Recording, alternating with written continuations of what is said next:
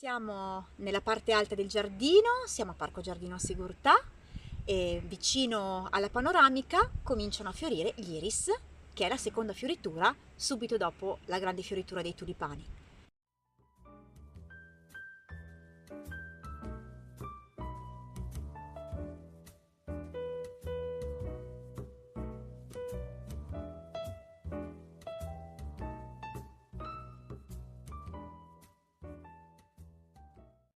L'iris sembra un fiore delicato, ma in realtà non lo è. È un fiore vigoroso che ha bisogno veramente di poche cure, ma ha una resa strepitosa e tantissime varietà e tantissimi colori. Qui, per esempio, ci troviamo di fronte, ci troviamo vicini ad una qualità sfumata tra il bronzo, il rosa. Pensate che con il riflesso del sole è pure un po' brillantinato, sembra quasi una seta, ma altrettanto particolare la barba di questo fiore.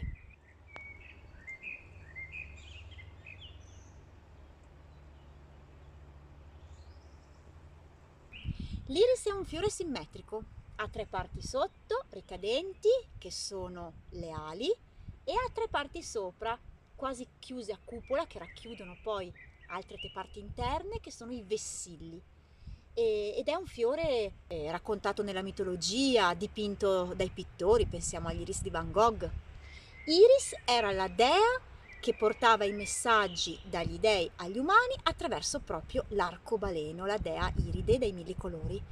E l'Iride è dipinto nei vessilli diciamo dei gonfaloni di Firenze, non è un giglio ma è un iris, e nominato nei testi, in alcuni testi della Bibbia, non è un giglio ma è l'iris, con il quale l'iris spesso è stato confuso.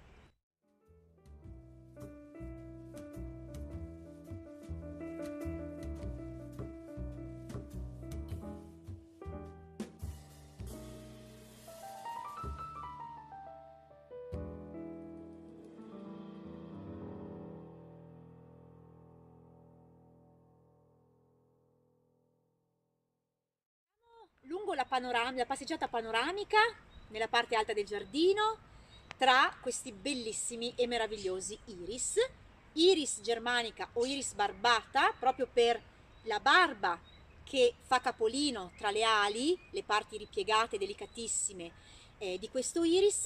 Questo è un colore viola quasi coperto di brillantini, quasi una seta. I suoi boccioli, vedete, sono invece di un viola più scuro. Anche i boccioli sono estremamente decorativi, hanno un viola completamente diverso e il riflesso è proprio quello di un tessuto, di una stoffa.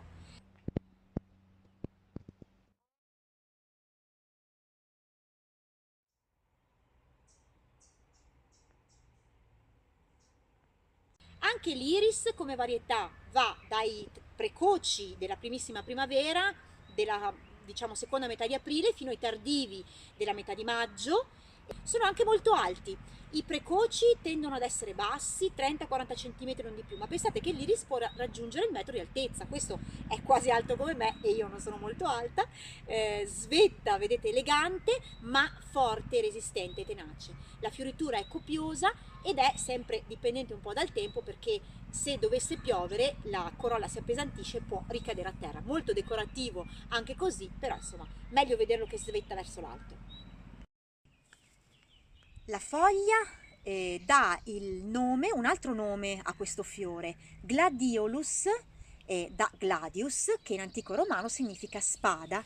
Infatti, se ci fate caso, la sua forma è stretta, allungata e puntita, sembra proprio una piccola spada, di questi colori che vanno dal verde grigio quasi con sfumature d'argento. Estremamente decorativa anche la foglia stessa. Una piccola curiosità: pensate che il nome Iris è un nome femminile, quindi si dice le Iris, non gli Iris, e poi è un nome veramente meraviglioso, cantato da Biagio Antonacci a squarciagola. Se ci pensate, se lo ascoltate, se vi piace, sicuramente l'avrete in mente.